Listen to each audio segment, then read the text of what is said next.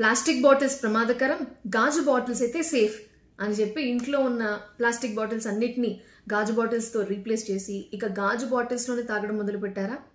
లేటెస్ట్గా ఈ ఇయర్లో 2025లో ఫ్రాన్స్కి చెందిన ఫుడ్ సేఫ్టీ ఏజెన్సీ ANSES ఒక స్టడీ చేసింది. అందులో వచ్చిన రిజల్ట్ ఎలా ఉందంటే వాళ్ళు ఎక్స్పెక్ట్ చేసిన దానికి ఆపోజిట్ వచ్చిందని వాళ్ళే చెప్తున్నారు. ఆ స్టడీలో తేలిన విషయం ఏంటో తెలుసా? గాజు సీసాల్లో ఇస్తారు కదా సాఫ్ట్ డ్రింక్స్, లెమనేడ్స్, ఐస్ టీలు, బియర్లు, వీటిలో ఉన్న microplastic particles plastic and metal కంటైనర్స్తో పోలిస్తే 50 రెట్లు ఎక్కువగా ఉందట. బియర్ సీసాలో 1 లీటర్ బియర్లో 60 మైక్రోప్లాస్టిక్ పార్టికల్స్ ఉన్నాయట. లెమనేడ్లో అయితే 40% ఎక్కువ అని చెప్తున్నారు.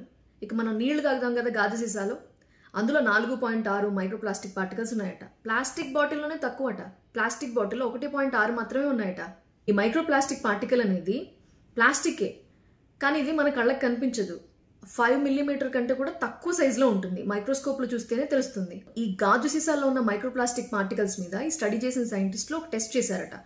తెలిసిన విషయం ఏంటంటే ఈ మైక్రోప్లాస్టిక్ పార్టికల్స్ యొక్క రంగు, వాటి సైజు ఇవన్నీ కూడా ఆ గాజు సీసాల క్యాప్ ఉంది కదా, ఆ క్యాప్ మీద వేసిన రంగు రెండు సేమ్గా ఉన్నాయట. సో ఈ ప్లాస్టిక్ కి కారణం గాజు సీసాలకు ఉన్నటువంటి మూతలు, వాటి క్యాప్సే. ఇప్పటికే డాక్టర్లు, సైంటిస్టులు ఏం చెప్తున్నారంటే మన శరీరంలోని ప్లెజెంటా, బ్రెయిన్ వరకు కూడా ఈ మైక్రోప్లాస్టిక్ పార్టికల్స్ చేరిపోయాయి అని.